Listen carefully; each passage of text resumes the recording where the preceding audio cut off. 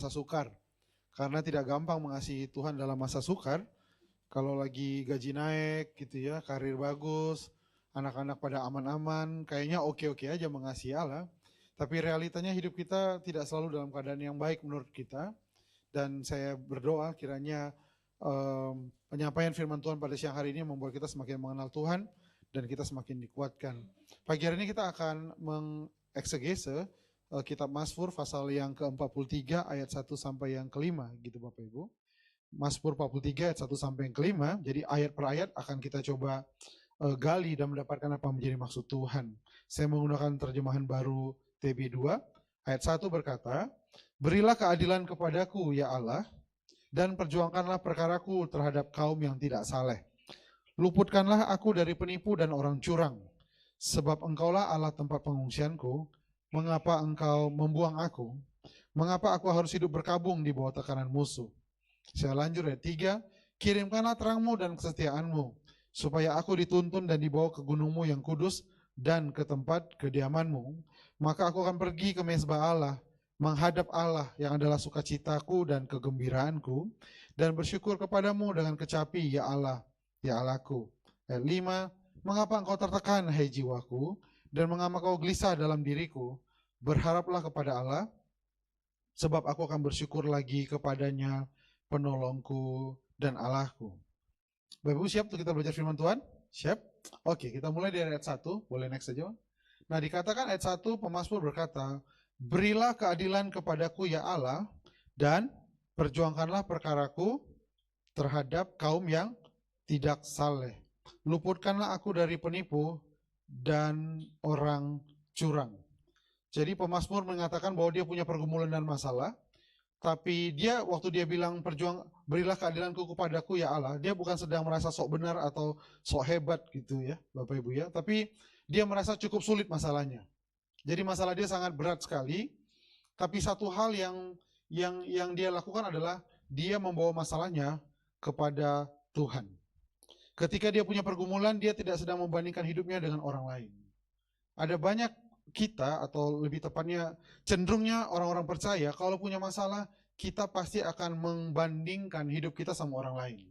Misal, saya udah setia sama Tuhan, tapi kenapa masalah saya lebih berat dari masalah tetangga saya? Ya nggak sih? Padahal tetangga kita juga mikir, kenapa saya lebih berat masalahnya daripada tetangga saya? Siapa tetangga-tetangga kita? Ya kita gitu ya. Jadi pemazmur merasa bahwa dia punya pergumulan dan masalah, namun dia tidak membandingkan hidupnya dengan orang lain. Seringkali yang membuat kita susah mengasihi Allah dalam kita menghadapi masalah adalah kita tidak membawa masalah kita kepada Tuhan, tapi kita justru membandingkan hidup kita dengan orang lain. Dan itu menimbulkan masalah baru. Tadi masalahnya cuma masalah keuangan, tapi karena kita bandingkan hidup kita sama orang lain, masalahnya jadi dua. Masalah keuangan dan masalah kesombongan. Gitu. Jadi pemazmur bukan mengadukan orang yang tidak salah ya Bapak Ibu. Dia tidak sedang membawa orang-orang kepada Allah gitu ya. Dia justru sedang mengatakan bahwa berilah keadilan kepadaku ya Allah, dan perjuangkanlah perkaraku terhadap kaum yang tidak saleh. Jadi dia lebih menyampaikan apa yang menjadi masalahnya kepada Tuhan lebih daripada orang lain. Tapi ada banyak kita berpikir bahwa masalah kita adalah orang lain. Bapak Ibu, kita akan susah mengasihi Allah kalau kita berpikir bahwa masalah kita adalah orang lain. Masalah kita tuh adalah masalah yang kita bawa kepada Tuhan. Saya punya berbagai koleksi masalah, saya akan tampilkan. Boleh next, Bang? Ini adalah masalah-masalah yang saya tanya AI, apa aja sih masalah dalam hidup ya? Ini beberapa aja: kemiskinan, ketimpangan sosial, diskriminasi, penipuan ozon, penipisan ozon, pencemaran air, kehilangan iman, fokus berlebihan, hoax dan disinformasi, ketergantungan pada teknologi, cyberbullying, polusi udara, perdagangan manusia, penyakit tidak menular, penyakit menular, ya nggak sih, banyak macam-macam. Mungkin Bapak Ibu di sini mau ya ambil 5 cukup lah ya, jangan banyak-banyak ya nggak sih. Kurangnya hubungan dengan Tuhan, dampak negatif, kurangnya kedamaian batin, krisis air bersih, deforestasi, sampah plastik, pencemaran air, tambang nikel, banyak banget masalah, eksploitasi tenaga kerja. Itu kalau diklik masih ada lagi tuh turunan-turunannya. Nah, ada banyak kita akhirnya orang percaya kita dibentuk oleh masalah, bukan dibentuk oleh kehendak Tuhan. Saya sering ketemu orang Kristen bilang, saya sedang diproses Tuhan. Kepedean, enggak sih? Kepedean. Bapak Ibu, yang bisa menentukan Bapak Ibu sedang diproses Tuhan atau tidak, cuma Tuhan. Iya dong Bapak Ibu. Saya nggak pernah, misalkan saya ke dokter, dok, kayaknya saya sakit ini deh dok. Enggak Bapak Ibu. Dokter bilang, pulang aja, kalau Bapak udah diagnosa diri Bapak, ngapain Bapak datang ke saya? Tapi ada banyak orang Kristen berpikir bahwa dengan banyaknya masalah dia sedang diproses Tuhan. Belum tentu Bapak Ibu. Jangan-jangan Bapak Ibu izinkan semua masalah ini membentuk hidup Bapak Ibu. Misalkan, takut kepada kematian. Akhirnya membuat kita jadi, wah, aku takut kepada kematian. Aku akhirnya jadi cemas, jadi apa-apa lebih suka bicara berita-berita tentang yang negatif, tentang hal-hal kriminal. Akhirnya kita takut, akhirnya kita dibentuk oleh kematian. Apalagi misalkan, masalah dengan relasi misalkan. Gitu ya. Atau kurangnya kedamaian. Gini, kebingungan mengenai siapa diri mereka, gitu ya. Banyak orang akhirnya dibentuk oleh, enggak deh, mulai sekarang gue nggak akan percaya lagi sama orang, gue cukup sekali ditipu. Akhirnya membentuk bahwa, ya memang benar ya, misalnya benar itu dalam artinya bukan berarti kebenaran firman Tuhan. Kemarin saya baru bertemu dengan orang-orang yang kerjaannya itu akuntansi keuangan gitu ya, terus mereka bilang, orang mah cukup dibohongi sekali, habis itu orang nggak akan bisa dibohongi. Maksudnya, kalau kita berbohong kepada orang, sekali aja pasti udah menjadi pelajaran bagi orang tersebut. Tapi di sisi lain, kalau kita pernah dibohongi orang, kita jadi orang yang tidak mau berbagi sama orang atau tidak mau berbuat baik. Kenapa? Cukup sekali gue ditipu, nggak mau lagi. Nah, itu membuat kita akhirnya dibentuk oleh masalah, bukan dibentuk oleh Tuhan. Bapak Ibu, apakah Yesus tahu bahwa ketika dia disalibkan, tidak semua orang percaya kepada Yesus? Yesus tahu. Tapi Yesus izinkan dirinya mengorbankan dirinya, walaupun dia tahu bahwa setelah dia mati, nggak semua orang juga percaya kepada dia. Karena bagi Yesus yang terpenting bukanlah apa yang dilakukan orang kepada dia, tapi apa yang terpenting Allah bagi dia. Jadi ini semua adalah masalah yang banyak banget. Bapak Ibu pasti punya lah di situ ya. Ketidakpastian pekerjaan, ya nggak sih? Indonesia gelap katanya. Korupsi ekonomi, perubahan iklim, macam-macam lah. Pandemi, polusi udara, penyakit akibat gaya hidup, stres, macam-macam. Tapi apakah kita akan membuat hidup kita dituntun atau dibentuk oleh semua masalah hidup? Sehingga waktu kita datang kepada Tuhan, kita cuma bilang bahwa Tuhan banyak banget masalah. Masalah lebih membentuk hidup kita daripada firman Tuhan. Padahal kalau nyanyi, kau berfirman dan sembuhkanku, tapi masalahku yang bentuk aku pahit, gak percaya, dan juga khawatir, gitu Bapak Ibu. Jadi kita lebih sering dibentuk oleh masalah, terus kita pakai stempel, Tuhan sedang proses kita. Jangan-jangan dari awal kita memang nggak pernah izinkan Tuhan proses kita hanya izinkan pengalaman kita atau masalah kita membentuk kita. Semakin tambah usia kita Bapak Ibu, apakah kita semakin sering melaporkan masalah kepada Tuhan atau kita semakin fasih menghadapi masalah? Saya ulang nih Bapak Ibu. Semakin tambah usia kita, semakinkah kita membawa masalah kita kepada Tuhan atau justru kita semakin fasih menyelesaikannya? Ini mah gampang lah, ini tinggal gini beres. Ini mah gampang lah, ini mah tinggal gini doang beres gitu. Kita jadinya bukan semakin membawa kepada Tuhan, tapi kita makin fasih menghandle masalah kita. Tapi berbeda dengan yang dilakukan oleh pemazmur, dia bilang, berilah keadilan kepadaku ya Allah, dan perjuangkanlah perkaraku terhadap kaum yang tidak saleh, luputkanlah aku dari penipu dan orang curang. Jadi dari awal dia bawa masalahnya kepada Tuhan, dan dia tidak izinkan masalahnya yang bentuk dia, yang atur dia. Kita mungkin pernah dianiati orang, kita pernah mungkin mengalami sakit penyakit yang berat, tapi jangan pernah izinkan semua masalah hidup kita bentuk iman kita dan bukan Tuhan yang bentuk kita, Bapak Ibu. Jangan bangga punya masalah Bapak Ibu. Banggalah dengan Allah yang kepadanya kita bisa bawa masalah hidup kita. Hari-hari ini kalau saya datang ke komsel atau saya datang pelayanan, orang semua cerita masalah. Puji, masalah saya berat, tapi ya itu, saya dikasih hikmat sama Tuhan, masalah saya berat. Kenapa kita lebih bangga menceritakan masalah daripada menceritakan firman Tuhan dalam kehidupan kita? Kenapa? Karena dunia memang atur kita, dunia memang ajar kita supaya kita lebih concern kepada masalah, lebih daripada kepada Allah. Karena kalau orang Kristen udah digiring oleh masalah hidupnya, maka imannya gak akan kemana-mana Bapak Ibu. Tapi kalau orang Kristen digiring oleh firman Tuhan, masalah apapun, dia bisa ngomong seperti Paulus bicara. Segala perkara dapat kutanggung di dalam dia yang memberi kekuatan kepada. Jadi kenapa dalam kita ketika kita punya masalah, kita susah mengasihi Allah, karena kita lebih utamakan masalah bentuk kita. Kita dimarahin bos dari kantor, itu lebih mengganggu kita daripada dosa yang kita lakukan di depan Tuhan. Kita dicabut, kita dibenci teman kita sekantor, lebih mengganggu kita daripada dosa yang belum pernah kita akui di depan Tuhan. Kita nggak diajak jalan sama keluarga besar kita, karena kita dianggap orang yang nggak asik gitu ya. Itu lebih mengganggu kita daripada apa yang menjadi kehendak Tuhan dalam kehidupan kita. Kita mulai dibentuk oleh masalah.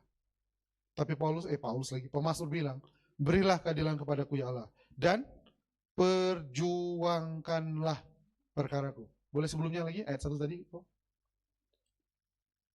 Bapak Ibu, perhatikan kata yang dipilih dia ya. Berilah keadilan kepadaku ya Allah, dan apa? Tolonglah, bukan. Perjuangkanlah perkaraku. Bayangin, Pemasmur minta Tuhan memperjuangkan perkaranya. Berarti masalah dia sangat-sangat berat. Karena kalau tidak berat, dia cukup bilang, tolonglah aku. Betul Bapak Ibu? Tapi kalau dia pakai kata perjuangkan, jadi ini berat banget. Ini udah utang, tambah sakit, dihani teman, ditipu sama bos misalnya, double-double. Ini berat banget. Tapi dia bilang, isunya adalah bukan orang-orang itu, luputkanlah aku. Jadi dia bilang, luputkanlah aku. Dia nggak bilang begini ya, tolonglah Tuhan, penipu-penipu dan orang curang itu bakar. Sampai 7 kali dibakar dan dibakar, sampai gosong, segosong-gosong dan kering, sekering-keringnya. Isu dia bukanlah orang itu. Jadi berdasarkan ayat 1, apakah ada yang menipu dia Bapak Ibu? Ada. Ada yang mencurangi dia? Ada. Tapi dia nggak concern untuk orang penipu dan orang curang itu dihajar Tuhan. Tapi dia bilang, luputkanlah aku, perjuangkanlah aku. Jadi dia ngomong ke Tuhannya tentang dirinya, dan dia bukan ngomong Tuhan tentang orang-orang yang telah menipu dia. Kalau kita kan nggak, Tuhan, nggak kembali pun apa yang ditipu nggak masalah Tuhan. Yang penting bakar dia Tuhan. Bawa dia ke dalam kerak-kerak api neraka yang paling dalam, di mana alam maut pun nggak punya kuasa lagi saking dalamnya Tuhan. Kita lebih concern kepada bagaimana melepaskan amarah kita kepada orang lebih daripada berilah keadilan. Kalau memang Tuhan mau aku mengalami ini nggak apa-apa, selama Tuhan yang tolong aku dan perjuangkan aku. Tapi kalau memang ini hasil niat jahat orang, luputkan aku ya Tuhan. Karena isuku adalah Engkau, bukan apapun yang terjadi ataupun orang-orang di sekitarku.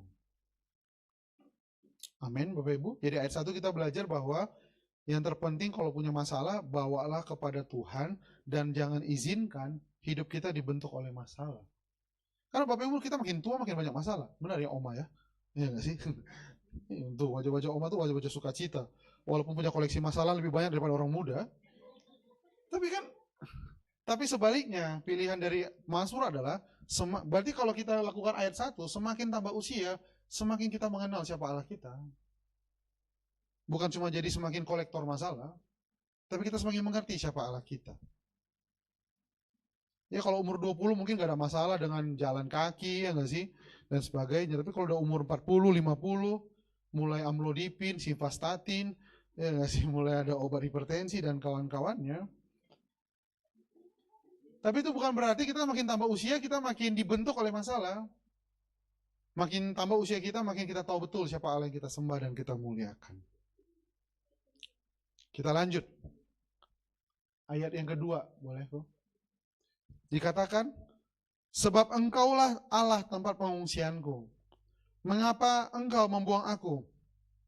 Mengapa aku harus hidup berkabung di bawah tekanan musuh? Lagi-lagi, Pemasmur menegaskan, masalah dia bukanlah masalah dia. Maksudnya, yang menjadi masalah dia bukanlah masalah yang sedang dihadapinya. Atau lebih tepatnya gini lah ya, masalah dia yang sedang dihadapi nomor 2. Masalah dia nomor 1 adalah ketika Allah memperlakukan dia seolah-olah dia diungsikan. Dia menegaskan bahwa cuma Tuhan pengungsian dia. Bahwa Tuhanlah tempat pertolongan dia. Jadi bagi dia masalahnya adalah ketika dirasanya Allah kayak membuang dia dan dia merasa seperti itu Bapak Ibu. Apa rasanya kalau dibuang oleh Tuhan? Hidup berkabung di bawah tekanan musuh. Itu udah jatuh ketimpa tangga, betul gak sih Bapak Ibu? Pertama, hidup berkabung. Hidup berkabung itu pasti sedih. Bapak Ibu kalau pernah kehilangan orang yang dikasihi pasti sedih. Bayangkan, kita sudah kehilangan orang kita kasihi dan kita sedih, tapi kita juga di bawah tekanan musuh. Itu double-double Bapak Ibu. Jadi bagi dia adalah, masalahku ada Tuhan. Atau kalau kita perhatikan ayat 1 mungkin, aku ditipu dan aku dicurangi ya Tuhan. Tapi isuku bukan itu. Isuku adalah, masalahku adalah, kalau kamu buang aku Tuhan. Kita punya masalah sekarang Bapak Ibu, kita mungkin punya masalah finansial, kesehatan, masalah relasi rumah tangga, masalah pekerjaan, bisnis, macam-macam. Dan itu Tuhan akan tolong, tapi pemazmur bilang, masalahku adalah ketika engkau membuang aku. Itu masalah. Kalau aku berdoa dan aku tidak merasakan Tuhan di dalam hidupku, itu masalah. Ketika aku mulai biasa aja datang ibadah di hadapan Tuhan, itu masalah.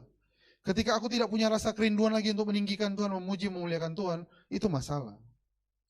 Jadi, tapi sering sekali karena kita dibentuk oleh masalah Bapak Ibu, kita berpikir tentang gaji yang gak cukup bulanan kita, tentang kesehatan kita yang menurun, tentang relasi kita di rumah tangga, tentang masa depan anak-anak, itu yang masalah. Ya itu masalah memang. Tapi masalah yang paling masalah menurut pemazmur adalah ketika dia dibuang oleh Tuhan. Ketika dia merasa bahwa waktu dia berdoa dia nggak merasakan Tuhan ada di situ. Padahal tadi lagu kita bilang apa? Untuk selamanya, sampai selamanya, perkataanmu bertumbuh di hatiku. Jadi bagi Daud, bagi pemazmur yang terpenting adalah Tuhan itu tetap menjadi bagian dia. Bapak Ibu tahu Daud kurang masalah apa Bapak Ibu? Coba masalah Daud apa aja? Masalah Daud adalah dia punya anak melawan dia namanya Absalom. Betul Bapak Ibu? Coba Ibu bayangkan, seorang ayah, anaknya yang paling keren, paling dikenal, itu menyerang bapaknya sendiri. Ya nggak sih? Itu satu. Apalagi masalah Daud Bapak Ibu? Masalah Daud dari kecil adalah papanya nggak terlalu sayang sama dia. Masalah Daud apalagi Bapak Ibu, dia pun buat masalah kan? Dia datangi Betsheba, itu pun Daud ini pun kurang-kurang masalah, kayak kurang masalah aja dibuat dia. Ada masalah. Belum lagi bangsa-bangsa yang mengejar dia, Filistin dan sebagainya. Dia punya banyak masalah Bapak Ibu. Tapi bagi dia yang terpenting adalah jangan sampai Tuhan membuang aku. Jangan sampai aku harus hidup berkabung di bawah tekanan musuh. Jadi ketika Bapak Ibu punya masalah, berdoalah. Tuhan, aku punya masalah. Masalahku A, B, C, D, E, F, G, H, I, J, K, L, M, N, O, P, Q, R, S, V, W, X, Y, Z, A1, A2, A3, A4, A5, dan macam-macam. Tapi yang terpenting bagiku Tuhan, janganlah Tuhan jauh dari hidupku. Kalau Musa bilang begini, jika engkau tak besertaku, aku tak mau berjalan. Aku perlu Tuhan. Masalah Musa besar Bapak, besar banget lah. Bawa 2 juta orang Israel Bapak. Ini bukan 2 juta orang Indonesia, Israel Bapak. Keras kepala, ya nggak sih? Melawan-melawan. Bayangin 2 juta dia bawa, itu masalah besar Bapak Ibu. Tapi dia cuma bilang, kalau engkau besertaku aku mau berjalan. Tapi kalau engkau enggak, aku nggak bisa. Sebelum masuk minggu yang baru, ambil waktu di rumah siang ini atau sore ini Bapak berdoalah. Tuhan besok mulai kerja, Tuhan besok mulai jualan lagi, Tuhan besok mulai dagang lagi, Tuhan besok mulai lagi aktivitas antar anak-anak ke sekolah, jemput mereka lagi dan sebagainya. Tapi yang terutama bagi keluargaku Tuhan, biarlah Tuhan ada di tengah-tengah rumah tangga kami, dalam hidup kami. Supaya Bapak Ibu datang ke Tuhan gak cuma Tuhan ada masalah nih, masalahnya begini-begini, tolong Tuhan tolong ya, udah. Tuhan datang masalah nih, masalah gini, tolong Tuhan tolong ya. Tapi yang terutama bagi Daud adalah mengapa engkau membuang aku?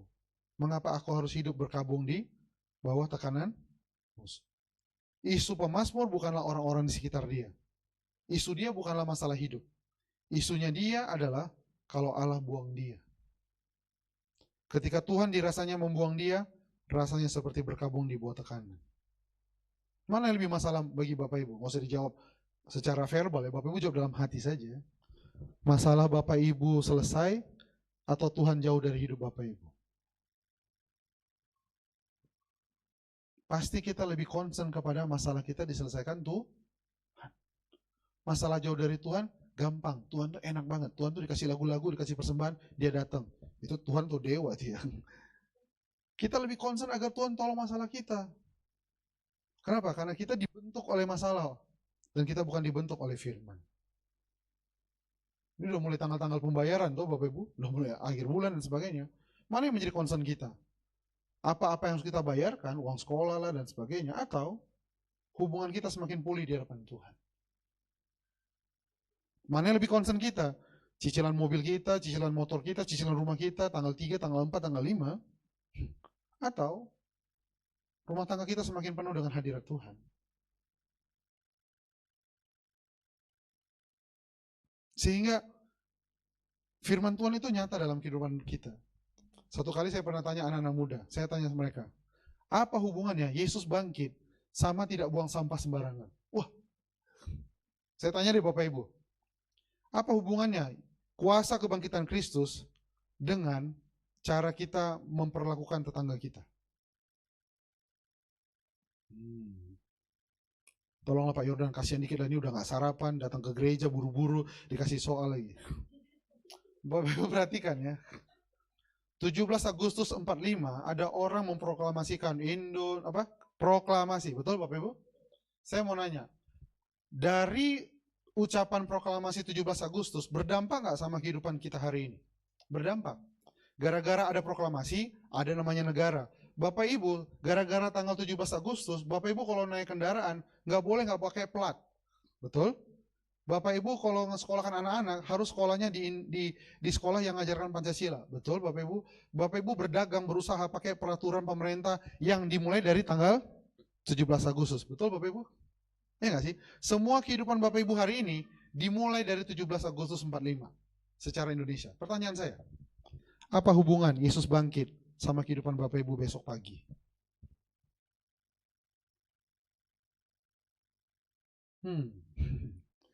Kan gak ada hubungannya kadang-kadang, betul gak Bapak Ibu? Yesus bangkit. Cara saya mendidik anak saya, cara saya. Yang diturunkan dari papa saya, opa saya, dan oyang-oyang saya di atas saya. Kayaknya Kristus bangkit sama cara saya mendidik anak gak ada hubungan. Kristus bangkit, cara saya memperlakukan pasangan gak ada hubungan. Kristus bangkit, cara saya menghadapi penyakit saya gak ada hubungan. Kristus bangkit, cara saya berelasi dengan orang lain gak ada hubungan. Kristus bangkit dengan cara saya menghabiskan uang untuk kesenangan pribadi saya, kayak nggak ada hubungannya. Seharusnya Bapak Ibu, Kristus bangkit itu menentukan cara saya bersikap, orientasi hidup saya, tujuan hidup saya, cara saya menghabiskan waktu, cara saya menghabiskan uang, itu dipengaruhi oleh kebangkitan Kristus. Saya ulang, Bapak Ibu, saya ulang. Apa tema paling besar dari kekristenan Bapak Ibu? Kristus bangkit. Seharusnya kebangkitan Kristus menentukan cara Bapak Ibu menghabiskan uang Bapak Ibu.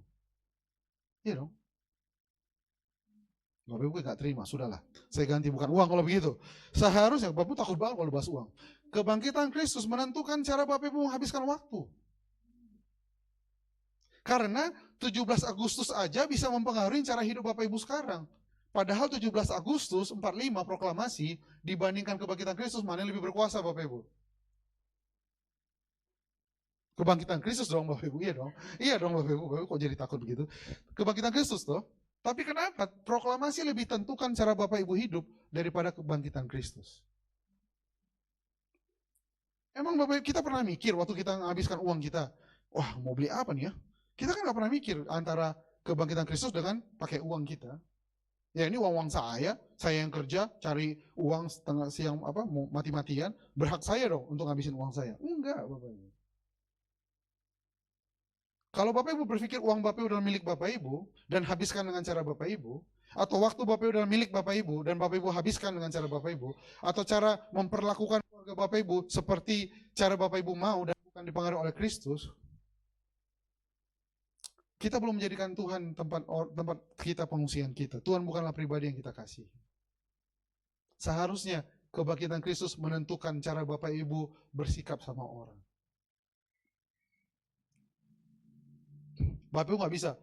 Wah anak-anak mah mesti dihajar, kenapa? Memang kayak gitu, kalau nggak gitu nggak bisa dia dididik. Kalau nggak gitu dia nggak akan. Saya juga dulu opa saya didik saya begitu dan opa saya didik begitu. Ternyata tradisi keluarga kita lebih mempengaruhi kita daripada berita tentang kebangkitan Kristus dalam kehidupan kita.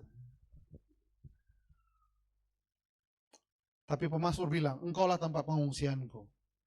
Mengapa engkau membuang aku? Dan mengapa aku harus hidup berkabung di bawah tekanan musuh? Mengasihi Tuhan bicara tentang Semua yang saya lakukan dan saya kerjakan harus terkoneksi, harus nyambung, harus diawali oleh berita tentang kebangkitan Kristus.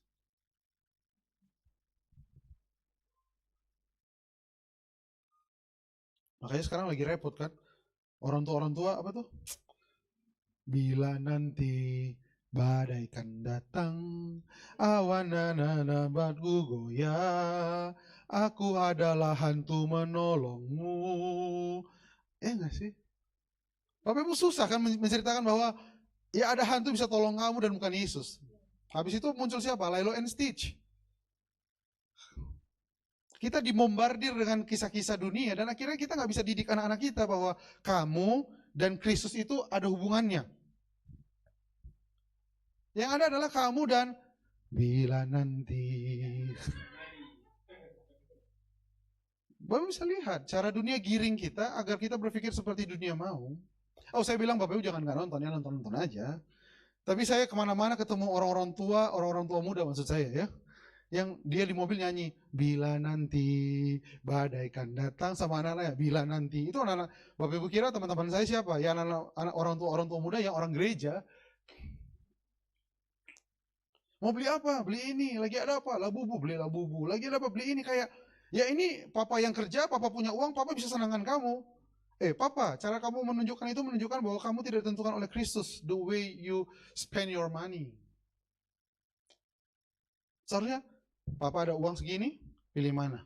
Beli mainan, which is akan terus ada mainan. Habis Lilo and Stitch, nanti muncul lagi nih kan, Train Your Dragon. Oh, udah barengan nih kan, beli Dragon, beli Lilo and Stitch, ya nggak sih? Nanti beli apa lagi? Atau bilang, ada dua, mau kasih persembahan, atau beli mainan satu. Untuk didik dia bahwa semua yang dalam kehidupan kamu itu datangnya dari berkat Allah. Dan kamu harus jadi dengan cara itu kita mulai ajari anak-anak bahwa kamu hidup oleh karena firman, bukan oleh didikan dunia ataupun masalah dunia. Pemasmur bilang, engkau tempat pengungsianku. Engkaulah segala-galanya. Yang penting jangan buang aku ya Tuhan. Kenapa jadi menegangkan masalah ini? Oke, kita lanjutlah. Ya kalau Bapak Ibu ada teguran dari Tuhan ya sudahlah. Percayalah, saya nggak siapkan topik yang tadi barusan dalam catatan khotbah saya, tapi kalau itu dinyampaikan berarti ayolah Bapak Ibu. Ini udah terima ini, wah nanti kita liburan, nanti ada ini, wah nanti kalau ini menang nih, cuan gede nih, wah kita berangkat ya, kita Thailand, Kamboja, main judi di Laos, macam-macam. Tunggu dulu, berdoa dulu Bapak Ibu. Tuhan ada nanti ini berkat besar daripadamu, beri kami hikmat. Kami ingin menikmatinya bersama dengan keluarga, tapi Tuhan kasih hikmat. Bagaimana? Kalau nggak nanti Bapak Ibu, sekali lagi, saya suka bilang sama orang, saya satu kali pernah khotbah di gereja yang cukup besar, saya tanya, apakah kalau Bapak Ibu semakin diberkati, Bapak Ibu semakin bertumbuh? Apakah kalau gaji anak-anak muda di sini makin naik, dia akan semakin sayang Tuhan? Bahkan saya tanya, apakah kalau Bapak Ibu disembuhkan Tuhan? Udah pasti, setelah sembuh Bapak Ibu akan mengasihi Tuhan? Karena perubahan hidup kita tidak bisa menjamin apapun. Yang bisa menjamin adalah komitmen kita untuk mengasihi Tuhan. Situasi belum tentu, ya saya nggak kurang-kurang Bapak Ibu. Temukan orang-orang yang dulunya susah banget, didoain, diberkatin, hilang. Saya mah nggak kurang-kurang koleksi orang-orang saya lain seperti itu. Tapi ini bukan tentang situasi hidup Bapak Ibu. Ini tentang hati Bapak Ibu. Ini tentang Tuhanlah yang paling utama dalam kehidupan Bapak Ibu. Kita lanjut ayat 3. Dia bilang begini lagi, kirimkanlah terangmu dan kesetiaanmu. Apa sih ini? Nggak jelas ya. Kalau saya mah, kirimkanlah solusi darimu ya Tuhan. Ini dong Bapak Ibu. Saya nggak peduli sama terang Tuhan dan setia Tuhan. Saya peduli sama solusi, jalan keluar. Tapi dia bilang, kirimkan terangmu dan kesetiaanmu. Karena bagi dia yang terpenting adalah, jangan sampai ada hal gelap dalam hidupku yang membuat aku jauh daripadamu ya Tuhan. Kalau saya doanya nggak inilah, saya bilang kirimkan solusimu dan jalan keluarmu supaya aku nggak stres, nggak pusing, nggak diketawain teman-teman kantor, selesai masalah. Tapi kan kalau saya doa begitu, berarti kan hidup saya tentang siapa Bapak Ibu? Saya. Tapi coba kita lihat ayat 3 ini, semuanya tentang Allah. Kirimkanlah terangmu dan kesetiaanmu supaya aku dituntun dan dibawa ke gunungmu yang kudus dan ke tempat kediamanmu. Ini tentang Allah. Ini tentang Tuhan. Ini bukan tentang kirimkanlah solusi dan jalan keluar. Tapi dia bilang kirimkanlah terangmu dan kesetiaanmu. Dia lebih minta terang Tuhan dan kesetiaannya. Dia tidak minta jawaban dari masalah. Kenapa? Biar yang gelap dari hidup dia diterangi. Bukan sampai situ saja Bapak Ibu. Dia juga minta Tuhan setia mendampingi dia. Amin Bapak Ibu. Kalau lagi ada masalah bilang Tuhan kirimkan terang dan kesetiaanmu Tuhan. Ini nggak bisa nih Tuhan, masalahnya terlalu berat nih, bulat ini. Udah coba kanan, coba kiri, coba atas, nggak bisa juga Tuhan. Berat banget. Kirimkanlah terangmu dan kesetiaanmu ya Tuhan.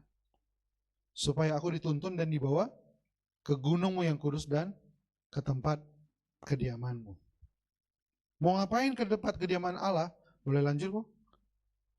Supaya aku akan pergi ke mezbah Allah. Menghadap Allah. Yang adalah sukacitaku dan kegembiraanku. Dan bersyukur kepadamu dengan kecapi ya Allah, ya Allahku. Bapak Ibu coba baca ayat 4. Apakah di ayat 4 kita melihat jalan keluar dari Tuhan? Ada kata jalan keluar Bapak Ibu? Ada kata pertolongan di situ Bapak Ibu? Dia bilang, aku akan pergi ke mezbah Allah menghadap Allah. Yang adalah sukacitaku dan kegembiraanku. Saya mau nanya untuk Bapak Ibu, di ayat 4, sukacita si pemazmur, masalahnya selesai atau pribadi Allah? Pribadi Allah. Yang menjadi kegembiraan dia adalah solusi dari Tuhan atau pribadi Allah Bapak Ibu? Pribadi Allah. Kalau hari-hari ini sukacita kita lebih hype gitu, lebih meluap-luap hanya karena solusi masalah hidup kita, hanya karena masalah kita diberi jalan keluar sama Tuhan, lebih daripada pribadi Tuhan. Bapak Ibu, kayaknya itu lampu kuning dalam iman kita. Hati-hati. Kalau penyelesaian masalah dari Tuhan lebih membuat kita sukacita daripada pribadi Allah, kayaknya kita nggak akan jadi orang yang semakin dewasa dalam Tuhan. Bapak Ibu lihat konten-konten di YouTube lah. Semua orang cerita kesaksian. Intinya adalah, saya kemarin ada masalah, terus Tuhan tolong. Hebat Tuhan. Ya dulu saya yang bukan siapa-siapa, saya mulai dari penyapu pinggir jalan, tapi sekarang saya sukses jadi direktur, itu sana makan murahan Tuhan. Amin. Kayak Tuhan tukang-tukang ubah-ubah orang saja Bapak Ibu. Tapi kalau pemazmur bilang, engkau sukacitaku. Bukan solusi hidupku adalah sukacita, engkau Tuhan. Itu yang dilakukan oleh para rasul ketika mereka di penjara. Dikatakan di dalam kitab kisah para rasul, mereka menaikkan nyanyian pujian. Dan belenggu-belenggu penjara itu lepas. Jadi bukan lepas dulu penjaranya, lepas dulu geng. Wah, sukacitaku adalah Tuhan. Bukan Bapak Ibu, mereka nyanyi terus. Engkaulah sukacitaku. Saya nggak kebayang kalau Paulus nyanyi kayak apa Bapak Ibu ya. Karena kan dia doktrinnya agak ketat ya. Jadi, mungkin lagu dia apa sih lagu LOJ itu? Sukacitaku, kekuatanku, aman di dalammu, benar perlindunganku. Gitu. Mungkin dia nyanyi lagu kayak gitu. Tapi dia duluan nyanyi baru penjaranya terbuka Bapak Ibu. Bukan penjaranya terbuka baru dia nyanyi. Makanya kita kalau ibadah hari Minggu nyanyinya tuh agak repot karena penjaranya belum terbuka. Masalah masih banyak ini. Udah tanggal 22 ini, ntar lagi 25 gaji 3 juta, langsung bayar sana bayar sini udah bayar semuanya. Mana pertolongan Tuhan ini? Bersukacitalah. Karena apapun masalah kehidupan Bapak Ibu, dia adalah Allah sumber sukacita kita. Solusi sumber sukacita Bapak Ibu. Betul Bapak Ibu? Bapak Ibu selesailah masalah, satu. Langsung muncul masalah berikutnya enggak? Langsung keluar. Waktu ngapain? Waktu mau keluarin mobil, ada tetangga yang parkirnya sembarangan. Udah hilang sukacita Bapak Ibu. Ya enggak sih? Akhirnya Bapak Ibu marah-marah, permisi, shalom, tolonglah mobilnya keluar. Tapi kan ya enggak sih? Oke, udah beres, udah kesel Bapak Ibu, kesel. Memang langsung, apalagi kalau dipanas-panasin sama pasangan. Iya bener sih, kemarin juga Pak, dia itu ya Pak ya. Bahkan anakku panjang cerita, ini sampai kantor, sampai ngedrop anak-anak ke sekolah, macet lagi karena Udah mulai rame sekolah kita, ini mumpung lagi libur, puji Tuhan, jadi ngasih mulai marah-marah. Ini gimana sih sekolah nggak nyiapin parkir apa segala macam, turun. Udah ya bye, ya udah papa langsung ya. Sampai kantor langsung ada meeting, dipanggil bos, baca WA grup kantor, tolong segera meeting ditunggu. Mana laporan dari 2 minggu terakhir? Wah panik, ya nggak sih? Dan akhirnya hidup kita hanyalah dari sebuah solusi, ke sebuah sukacita, ke sukacita. Allah sama sekali nggak jadi poin dalam kehidupan kita. Tapi kalau Allah adalah poin sukacita, Bapak Ibu, saya nggak bilang Bapak Ibu akhirnya jadi orang yang di mana-mana tertawa dan senyum. Tidak, tetap sedih, tetap kita merasa khawatir kadang-kadang, tetap kita merasa panik kadang-kadang. Tapi kita tahu betul, kepanikan, kekhawatiran kita nggak yang utama. Karena yang utama adalah dia sukacita kita dan kegembiraan kita. Ini kan bulan-bulan Bapak Ibu tunggu sukacitanya agak-agak setengah-setengah 50% kan? Kenapa? Bayar uang sekolah, ya nggak sih? Udah mulai tanggal bulan-bulan Juli, bayar uang sekolah, mahal banget di sekolah.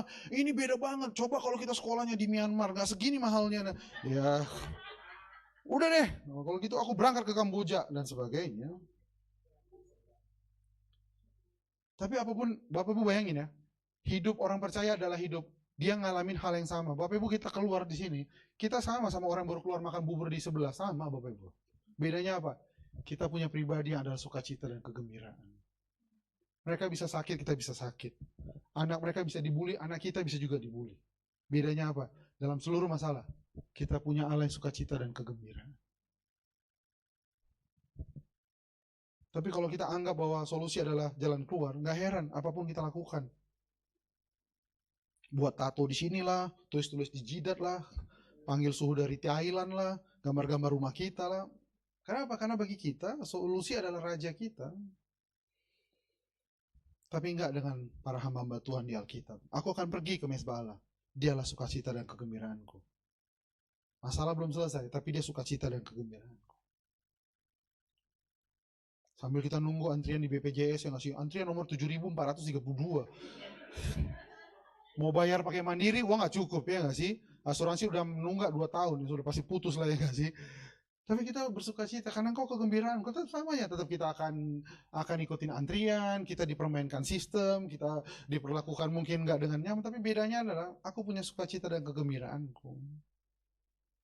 Makanya Bapak Ibu hati-hati dengan doa-doa, walau 1000 rebah di kiriku 10.000, karena aku orang spesial. Enggak Bapak Ibu, ayat itu bukan mau bilang bahwa Bapak Ibu itu spesial dan orang lain bisa menderita. Kita menderita sama kayak orang semuanya menderita Bapak Ibu. Bedanya, mereka menderita nggak punya pengharapan.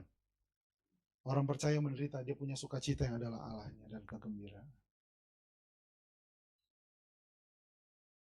Amin Bapak Ibu. Bapak Ibu nggak terima gitu, amin Bapak Ibu. Amin Bapak Ibu. Ayolah. Oh kalau gitu Pak Yordan masalah ini nggak akan selesai. Tunggu dulu, kita lanjut ayat terakhir. Mengapa engkau tertekan, hai jiwaku? Dan mengapa engkau gelisah di dalam diriku? Berharaplah kepada Allah. Sebab aku akan bersyukur lagi. Tadi kan di ayat 4 dia bersyukur. Dia bilang, aku akan bersyukur lagi kepadanya. Bapak Ibu bantu dua kata setelah itu, 1, 2, 3. Penolongku dan Allah. Jadi dari awal pemazmur tahu, Tuhan akan tolong aku. Udah pasti. Tapi kalau dia cuma jadi penolong doang, untuk apa? Karena bagiku dia bukan cuma penolong, dia kunci lagi Bapak Ibu, dia adalah Allahku. Kalau Bapak Ibu cuma jadikan Tuhan penolong, sehingga akhirnya kalau ngasih berkat, ngasih persembahan tuh kayak hitung-hitung gitu. Karena kita mulai menganggap Tuhan itu penolong saja. Iya, dia akan tolong Bapak Ibu. Saya berdoa pulang dari sini, apapun masalah Bapak Ibu, kiranya Tuhan dalam waktu-waktunya tolong Bapak Ibu dan selesaikan masalah Bapak Ibu. Tapi jangan perlakukan dia hanya sebagai penolong. Karena dia juga Allah. Allah yang layak untuk menjadi tempat kita mengungsi. Allah yang sukacita dan kegembiraan kita. Bapak Ibu, itu bedanya kita sama tetangga kita yang belum percaya Tuhan. Kita punya Allah yang akan menolong kita. Makanya orang-orang yang ikut Tuhan, kalau ikut Yesus yang awalnya adalah karena dia, dulu saya punya masalah, sekarang Tuhan tolong masalah saya. Saya suka bilang sama mereka, kamu harus konsisten dimuridkan. Kenapa? Karena kamu kenal Tuhannya melalui dari ada masalah ditolong Tuhan. Betul Bapak? Tapi kamu gak bisa di situ terus. Lama-kelamaan kamu akan berpikir Tuhan cuma tolong kamu. Dan kamu adalah Tuhan dalam kehidupan kamu. Itu bukan Tuhan, itu ART. Allah rumah tangga. Asisten rumah tangga. Dia Allah, bahwa dia tolong kamu, iya. But don't stop hanya menjadikan dia penolong. Karena kalau tolong, dewa-dewa lain, ilah-ilah lain bisa tolong. Apalagi Allah orang dalam, itu bisa tolong banget itu. Kuasa orang dalam. Tapi menjadikan dia Allah, mengalami hubungan dengan Tuhan, memiliki kegembiraan di tengah dunia yang gak jelas ini Bapak Ibu. Itu hanya Bapak Ibu yang percaya Tuhan yang bisa alami. Kan jadi aneh Bapak Ibu ya. Bapak Ibu yang punya Allah yang menjadi sukacita dan kegembiraan, tapi Bapak Ibu rendahkan hidup Bapak Ibu, sama seperti orang dunia kebanyakan. Punya masalah, cari pertolongan. Punya masalah, cari pertolongan. Sayang banget Bapak Ibu. Kelas Bapak Ibu, level Bapak Ibu, bukan kayak kebanyakan orang dunia hidup. Ada masalah, cari pertolongan. Dukun lah, apalah, Yesus lah, ya kadang-kadang ke dewa lah, kemana lah, ya sekali-sekali coba Hindu, coba apa, coba-coba aja semuanya. Karena bagi mereka hidup ini tentang dibentuk oleh masalah. Sedangkan orang percaya hidup tuh oleh firman. Tapi kena masalah, kena juga. Bedanya adalah dalam semua ini kami punya Allah yang akan menolong kami. Kamu mau gak sama kami? Supaya kamu akhirnya masalah kamu ditolong. Tapi masalah kamu sebenarnya bukan masalah kamu. Masalah kamu adalah kamu belum menjadikan Yesus sebagai Tuhan dan Juru Selamat. Itu masalah. Kamu bisa bayar hutang tapi setelah itu kamu kehilangan nyawa kamu untuk apa? Bisnis kamu bisa kembali bangkit lagi tapi setelah itu kamu bobrok secara iman untuk apa? Makanya Yesus bilang, orang muda yang kaya itu kan, jualah hartamu. Lalu sangat sedihlah hatinya karena sangat banyak hartanya. Kenapa? Karena bagi Tuhan nanti lu akan gue berkatin juga. Tapi aku mau lihat seberapa sungguh kamu ikut aku. Mengapa engkau tertekan hai jiwaku? Dan mengapa engkau gelisah dalam diriku?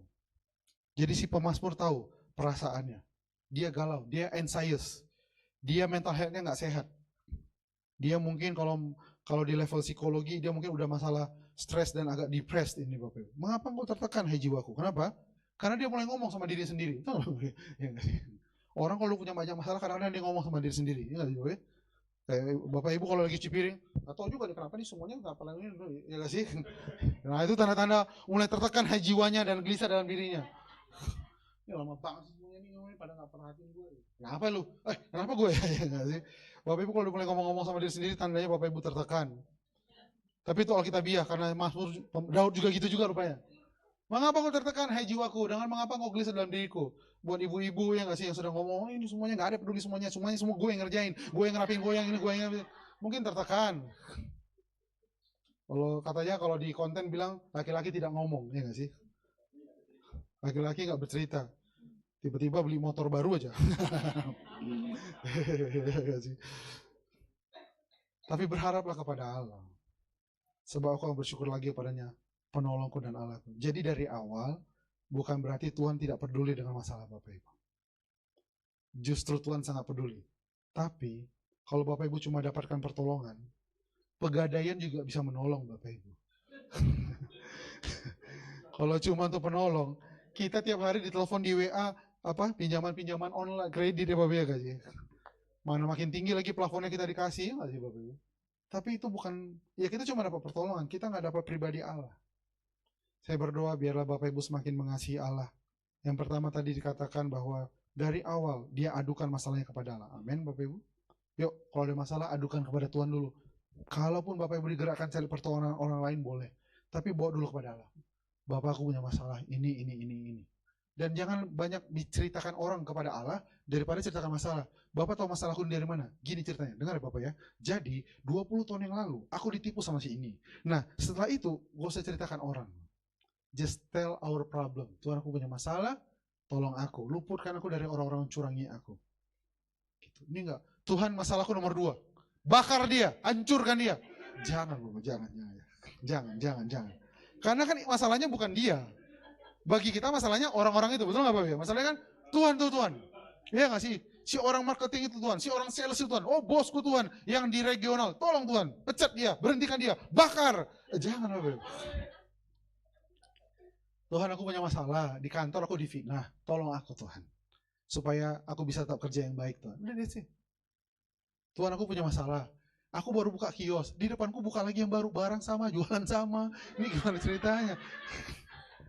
Tapi Tuhan tolonglah, lihat toko itu Tuhan. Hajar tokonya. Bukan kau berkata, walau 1000 rubah di kiri, 10.000 di kanan. Kayaknya 1000 itu yang di depanku itu Tuhan. Itulah dia Tuhan. Hancur, gak usah Bapak Ibu. Jangan banyak laporkan orang, laporkan aja masalah. Itu aja Bapak Ibu. Yang supaya kita nggak dibentuk oleh masalah. Yang kedua, tegaskan bahwa cuma Tuhan tempat pengungsian kita. Isunya tuh bukan masalah hidup kita. Isu kita paling berat adalah ketika kita dibuang oleh Tuhan. Itu tuh bagi doa itu paling berat. Kalau Bapak Ibu udah gak punya kerinduan sama Tuhan, doa udah malas, baca firman udah mulai malas, ke gereja udah mulai kayak, kalau bisa gak sih dipasang mesin aja kakiku ini supaya bisa ke gereja. Karena aku udah malas banget. Bapak Ibu, justru itu isu yang paling penting. Hati-hati. Kalau di rumah udah mulai sering berantem, udah mulai gak ada doa bersama, itu sebenarnya lebih masalah daripada masalah kredit kita yang belum terbayar lunas. Itu lebih masalah Bapak Ibu menurut saya. Ini enggak, doa gampang lah, yang penting nih sekarang nih, doa kalau utang gak terbayar mau gimana juga, terbalik, doa dulu, baru utang tidak terbayar, bukan. Tapi, serius lah, tapi yang sering terjadi adalah kita menomorduakan Tuhan, karena logikanya selalu begitu kan, gimana mau doa khusyuk kalau belum ada duit, gimana mau doanya ini, kalau kita masih berantem, ya kalau gitu berdamailah, berdoalah, kemudian berusahalah, betul gak Bapak? Ini enggak. Karena begini, ketika nanti masalahnya selesai, kita untuk memanaskan hati kita berdoa lagi, udah berat. Setuju gak Bapak? Udahlah, kita gak usah inilah. Yang penting masalah selesai dulu nih, ini utang nih. Dia udah ditagih gue nih, telepon sana udah nomor ganti handphone, udah 7 kali nih. Tetap aja ketahuan sama orang pinjaman. Gue harus ganti nih. Nanti doa-doa itu, ini dulu selesai. Tunggu dulu, doa dulu. Biar Tuhan tolong kita. Karena begitu masalah selesai, Bapak Ibu mau berdoa, hati Bapak Ibu udah makin keras. Terbukti kok, nggak ada Tuhan, nggak doa-doa, selesai kok. Udah nggak usah doa-doa lah. Yang penting firman Tuhan kan kasih otak nih dipakai. Saya sering kali ketemu orang-orang kayak gitu ya. Tuhan kasih kita cerdik nih supaya apa? Mikir, nggak usah doa-doa. Hati-hati Bapak Ibu kalau kita sudah mulai andalkan itu. Berikutnya, dia lebih minta terang Tuhan daripada solusi. Yang terakhir adalah masalahnya belum selesai, tapi pemazmur mengatakan bahwa Allah adalah penolongnya. Dari awal dia bukan minta pertolongan, tapi dia minta supaya dia tetap dalam Tuhan. Tetap bersama Tuhan, melewati masalahnya. Apakah Allah akan tolong kita? Pasti Bapak Ibu. Tapi Mazmur 53 mengajak kita untuk tidak biarkan masalah yang didik kita. Biarkan Tuhan yang mendidik kita. Amin Bapak Ibu. Mari kita menghadap Tuhan, kita berdoa.